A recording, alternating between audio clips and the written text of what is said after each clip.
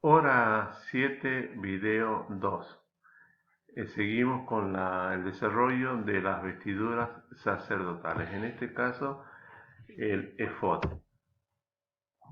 Vamos a ir viendo entonces los diferentes elementos. Dice, de obra de grabador en piedra como grabaduras de sello, harás grabar 2 piedras con los nombres de los hijos de Israel y les harás alrededor engastes de oro. Y pondrás las 2 piedras sobre las sombreras del efod, para piedras memoriales a los hijos de Israel. Y Aarón llevará los nombres de ellos delante de Jehová sobre sus hombros por memorial. Bien, el efod era la parte decorativa de la vestidura sagrada. Entonces, les había dicho que cuando la Biblia menciona el azul, púrpura, oro y carmesí, era una mezcla de colores que no era un color, era un color compuesto, ¿no? Bastante complejo. Según Éxodo 28, era una especie de chaleco sin mangas, como lo vemos acá, ¿no? Fue hecho de 2 piezas, una que cubría la espalda y la otra el pecho. La espalda era más sencilla, era solamente la tela. En el frente tenía el pectoral. Las piezas eran unidas en sus extremos por 2 hombreras, que son estas las hombreras que están acá. Desde este anillo, había otro anillo atrás donde se ponía la hombrera. Bien, o sea, se ponía la parte superior frontal y la parte posterior, ¿no? De atrás. Bueno, sobre las hombreras habían 2 piedras de ónice que ya las hemos visto, que contenían los nombres de las tribus del pueblo de Israel. Los materiales fueron azul, púrpura, carmesí, lino torcido, ¿no? Bien. El efod se ceñía a la cintura por un cinto, que era del mismo material que lo vemos acá. Entonces, el libro menciona que los nombres de las 12 tribus, que tenían 6 en una hombrera, acuérdense que esto es la hombrera, 6 en una hombrera y 6 en la otra hombrera, significaba que el sumo sacerdote tenía la responsabilidad de representar sobre sus hombros a toda la nación, ¿no? El significado del efod y su aplicación actual. El significado del efod, las piedras. Bueno, acá tenemos el efod, las piedras y los nombres. Dice el sacerdote llevaba anotadas las dos sobre las piedras de ónice en sus hombros los nombres de las tribus de Israel en orden de nacimiento. Bueno, acá Éxodo describe conforme al nacimiento de cada uno en el nombre de las tribus, ¿no? Acá está escrito en hebreo. Y esto lo menciona Hebreo, Éxodo 28 del 9 al 10. Jesucristo como sumo sacerdote llevó nuestros pecados sobre sus hombros, no solamente a la oveja perdida, sino también a nosotros conformando la iglesia, que conformamos la iglesia. Bien, acá tenemos los colores, ¿no? El significado de los colores. Habíamos dicho que el efod se hacía de 4 colores: el azul, el púrpura, el carmesí y el lino torcido. Bueno, el azul era el azul celestial, digamos, un color azul. El púrpura era un color muy usado por los reyes, ¿no? Un color bastante llamativo, como lo vemos acá. El carmesí es un rojo, acá está un poco anaranjado, pero un rojo, ¿no? Como la sangre de Cristo derramada. Y el lino torcido es color blanco, el lino era de color blanco. Bien, el efod, vemos la gloria de Cristo con los siguientes títulos. Dice, porque un niño es nacido, hijo de nos es dado, y el principado sobre sus hombros, y se llamará su nombre admirable, consejero, Dios fuerte, príncipe de paz, Padre eterno, ¿no? Bueno, parte de estas características las mostró Jesús, ¿no? Eh, Dios se complació de Jesús cuando se bautizó y allí estuvo el Señor. ¿Cómo deben ser las vestiduras del creyente de Cristo? Bueno, Isaías dice, en gran manera, Isaías dice, me gozaré en Jehová, mi alma se agradará, porque me vistió con vestiduras de salvación. Bien, acá tenemos más versículos. Si no vestidos del Señor Jesucristo, bueno, el sumo sacerdote se vestía con esas vestiduras y nosotros nos tenemos que vestir del Señor Jesús. Mateo dice, venid a mí todos los que estáis trabajados y cargados y yo os haré descansar. Bien, Muy bien, acá vamos a pasar entonces a la segunda parte de esta, del desarrollo de esta lección, continuando con las vestiduras sacerdotales. Bien, entonces continuamos con las vestiduras sacerdotales que, como decía, se encuentran en el capítulo 28 de Éxodo, versículo 1 al 43. Parte 2. Bien, las vestiduras sacerdotes. El mandato dado para hacer las vestiduras de los sacerdotes está en Éxodo 28 del 1 al 4. Las vestiduras del sumo sacerdote en Hechos 28 del 5 al 39, como habíamos dicho, y de los hijos 28 del 40 al 43.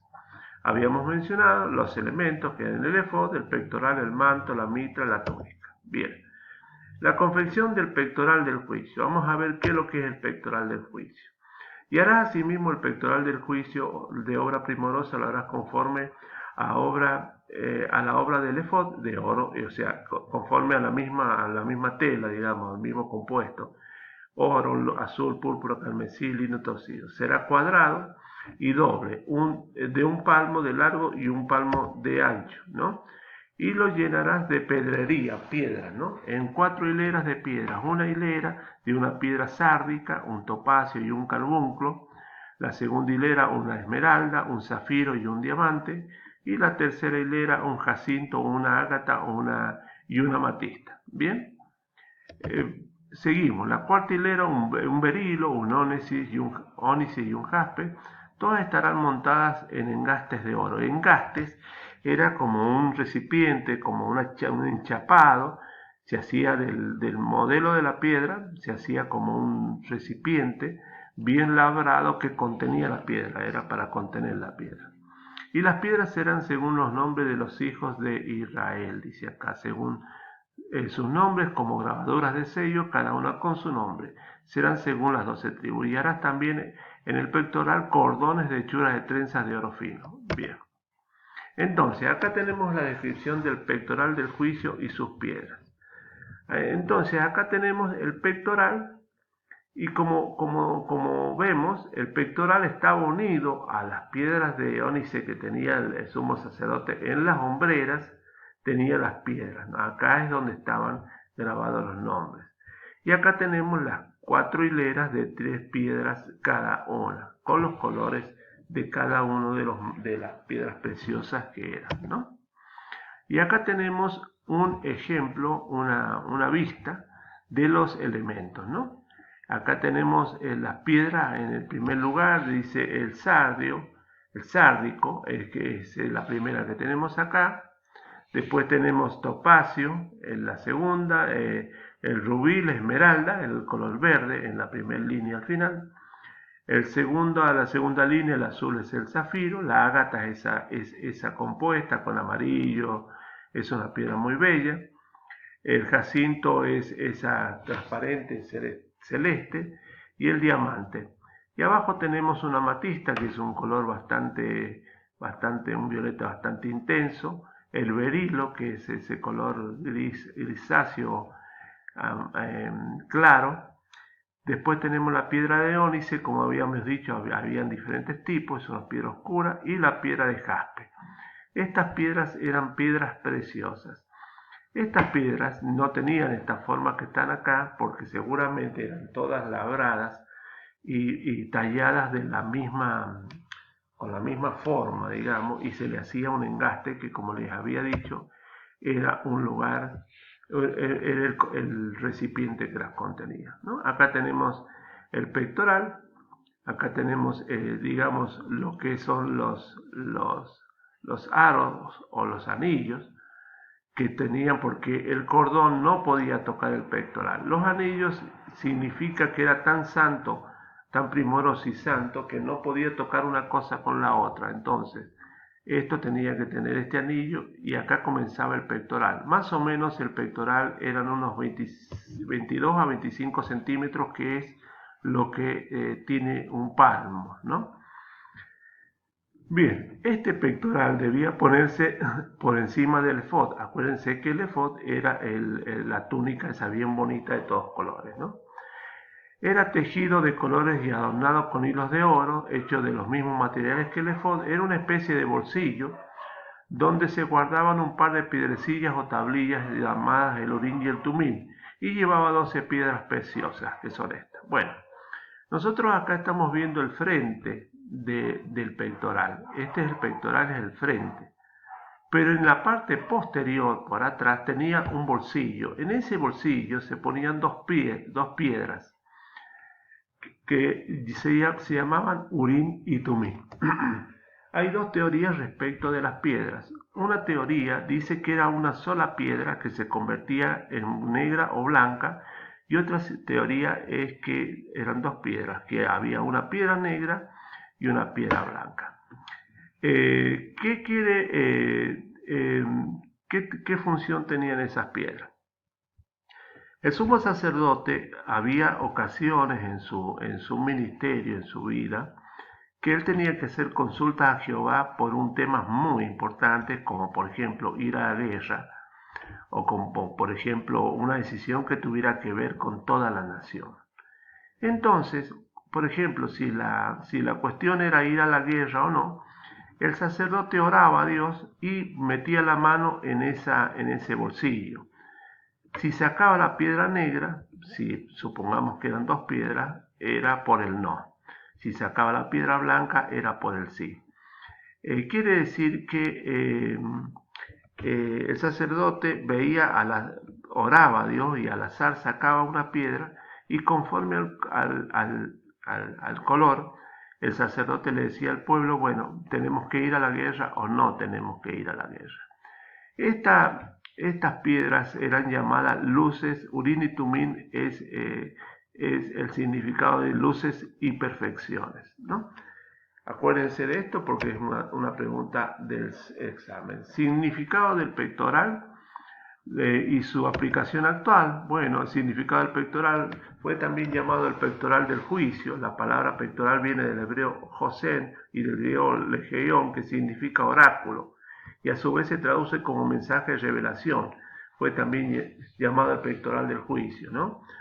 Bueno, acuérdense que era un pectoral en el cual se consultaba a Dios. El pectoral fue hecho del mismo material que el efod, como habíamos dicho, era cuadrado, nos hace pensar en los 4 evangelios. Las piedras preciosas del pectoral estaban distribuidas en 4 hileras, ¿no? Acá tenemos algo bonito. Acá dice que, por ejemplo, la sárdica corresponde, porque ahí lo describe la Biblia lo describe. Los de Judá estaban en una piedra sárdica, un topacio para Isaacar, un carbunclo para Zabulón y así, ¿no? Cada tribu era preciosa para Dios. Bien. Dice, llevaron los nombres de los hijos de Israel, como habíamos dicho, sobre el pectoral. Sobre cada una de esas piedras tenía el nombre de las tribus, ¿no? ¿Qué tipifican las piedras, no?